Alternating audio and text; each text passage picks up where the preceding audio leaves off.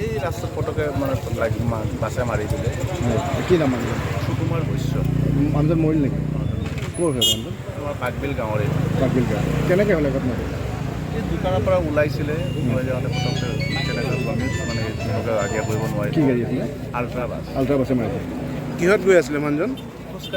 খোজকাঢ়ি গৈ আছিল নেকি? পৰিয়ালে নে স্থানীয় নে ক'ৰ? স্থানীয় হয় আমাৰ গাঁৱৰে।